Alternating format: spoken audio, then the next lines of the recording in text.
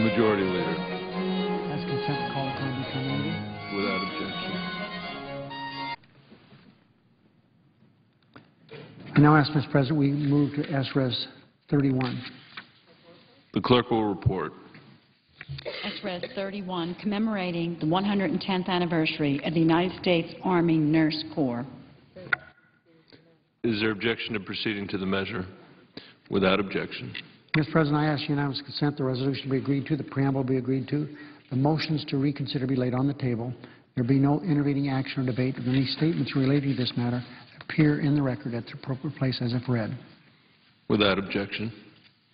I now ask consent that we move to S-Res 32. The clerk will report. S-Res 32, designating the month February 2011 as National Teen Dating Violence Awareness and Prevention Month. Is there objection to proceeding to the measure? Without objection. I ask unanimous consent the resolution be agreed to, the preamble be agreed to, the motion reconsider be laid on the table. Without objection. I now ask, Mr. President, we move to S-Res 33. The clerk will report. S-Res 33, expressing the sense of the Senate relating to the 150th anniversary of the admittance of the state of Kansas to the United States as the 34th state. Is there objection to proceeding to the measure?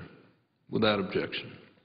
Thanks, Mr. President. I ask consent that the resolution be agreed to, the preamble be agreed to, and the motion reconsider be laid on the table. Without objection.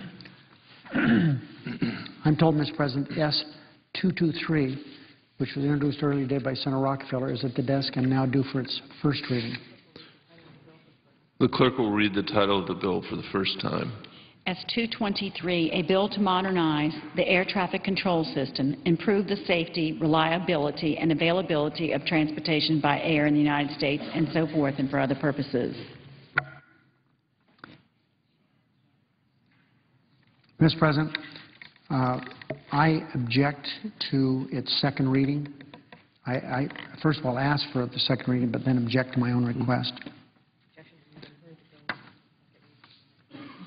Objection having been heard, the bill will receive its second reading on the next legislative day. Mr. President, I ask unanimous consent that notwithstanding the adjournment of the Senate tomorrow, Friday, January 28th, S-223 be considered to have received a second reading.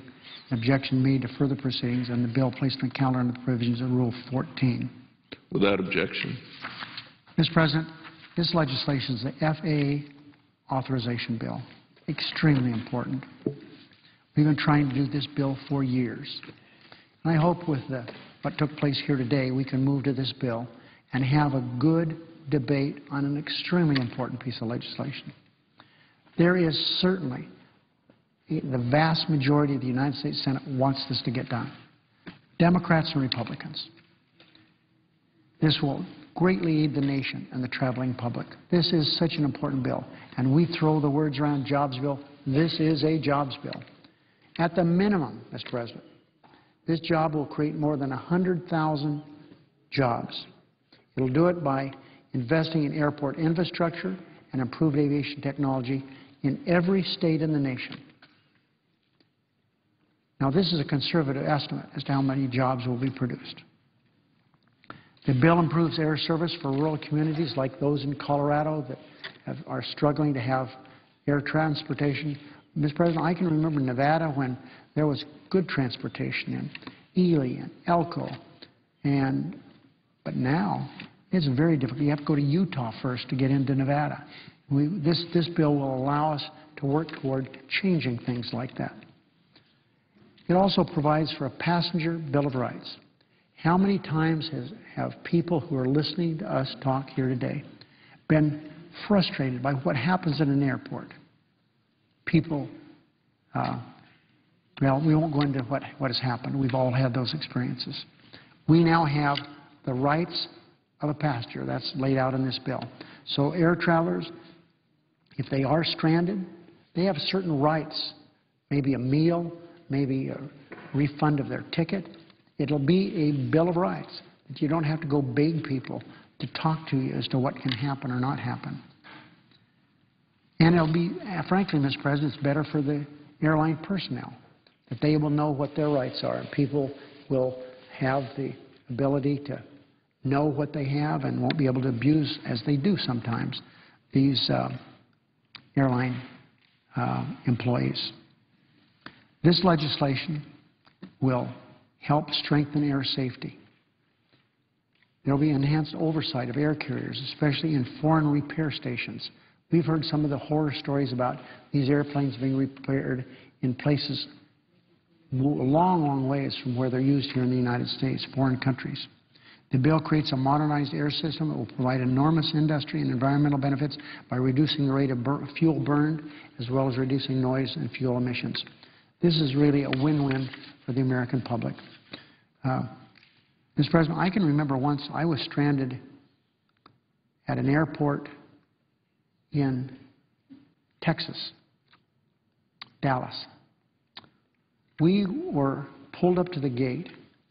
Well, actually, we didn't pull up the gate. That was the problem. 3.5 hours waiting out there on that tarmac. There were people pretty upset about that. This legislation addresses situations like that. So it's a good bill. It's a jobs bill. We said we would move to a jobs bill. I've discussed this legislation with Senator McConnell. This is the time to have a debate. People can offer amendments. There'll be no tree filled. This is a time for a good, old-fashioned Senate debate, something that will really help the American people. And then we'll send it to the House, and I think they will be able to finish it fairly quickly. Mr. President, I ask unanimous consent that the appointment at the desk appear separately in the record. At the appointment at the desk appear separately in the record as if made by the chair.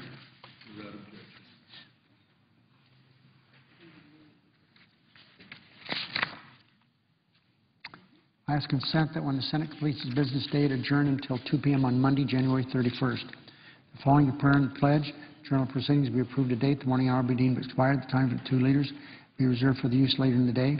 And the Senate proceed to appear to morning business. Senators allowed to speak for up to 10 minutes each. Without objection. For the information of senators, there will be no roll call votes during Monday's session of the Senate. Mr. President, with the committees just having been formed today, we finished those 1:30 or so today. We still have some funding issues as to the committees. So we're not getting a ton of stuff out of the committees, and that's an understatement because they really haven't been able to begin their work. But we're going to continue to get more legislation out here. As senators know, we're going to be voting a lot of Mondays and Sundays during our work periods here, but we're just not in a position to do that now. So, Mr. President, we look forward to moving to the Aviation Administration bill really quickly. We should be able to start that. There's no reason we couldn't start that legislation on Monday. That's when it'll be on the Senate calendar. If there's no further business to come before the Senate, I ask that we adjourn under the previous order. The Senate stands adjourned until Monday, January 31 at 2 p.m. The Senate today voted on a series of resolutions that would change how the Senate operates.